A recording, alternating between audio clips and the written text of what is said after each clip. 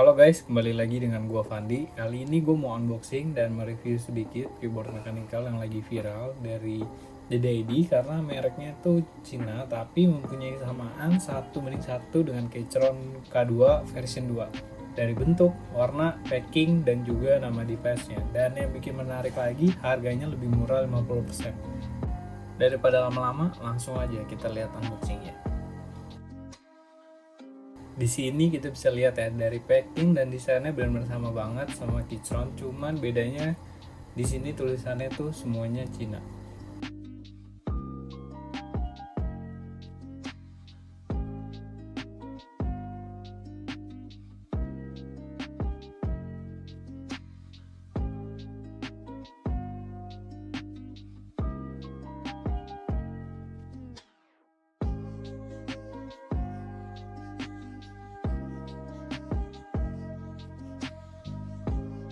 Yang pertama kita dapat buku petunjuk yang sama persis kayak Keychron, cuma beda di sini tulisannya juga full Cina.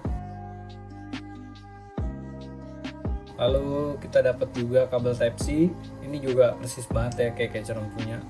Nah ini juga kita dapat key puller yang sama persis ya kayak Keychron, dan juga dapat keycaps untuk Mac user. Nah ini juga dari plastiknya sama banget kayak Keychron, cuman bedanya di plastiknya tuh nggak ada tulisan Keychronnya.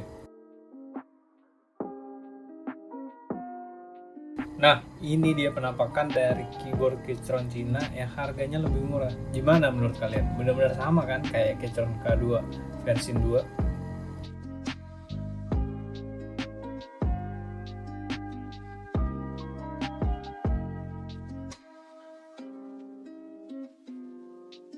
Bisa dilihat dari samping sini benar-benar semua tombolnya penempatannya itu sama persis, terus tinggi belakangnya juga dia tuh lebih tinggi, jadi udah bukan yang kayak versi pertama. Cuman yang gue dapet ini dia bukan RGB, jadi cuma LED putih. Tapi menurut gue ini bukan masalah, soalnya gue udah bukan tim RGB lagi, dan no RGB bisa membuat baterai jadi lebih tahan lama. Oke, sekarang kita lihat mode LED-nya, dan keyboard ini punya mode LED yang cukup banyak. Dan di sini juga penempatan untuk ganti LED-nya tuh ada di pojok kanan atas, yang menurut gua tuh harusnya tombol delete.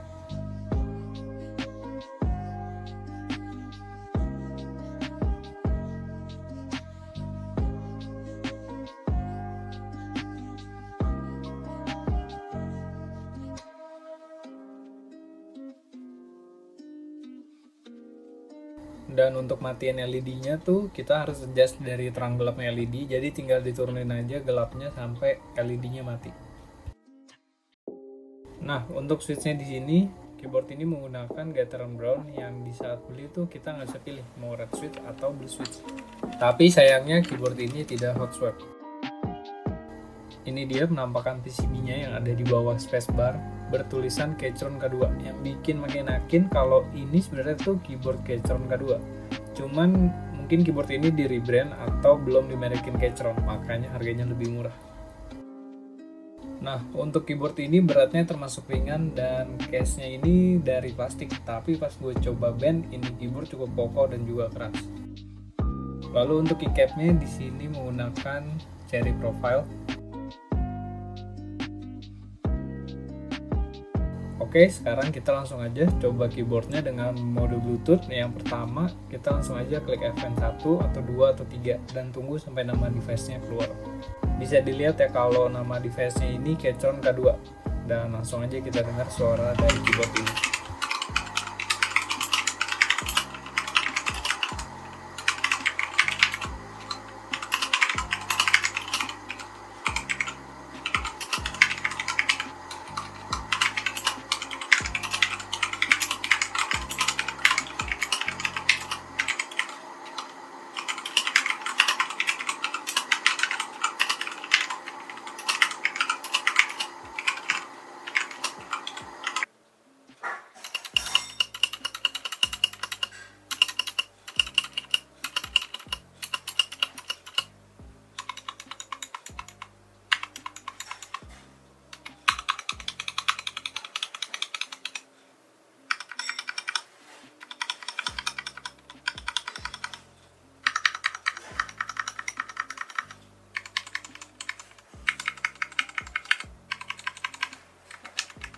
dan Bluetoothnya ini udah 5.1.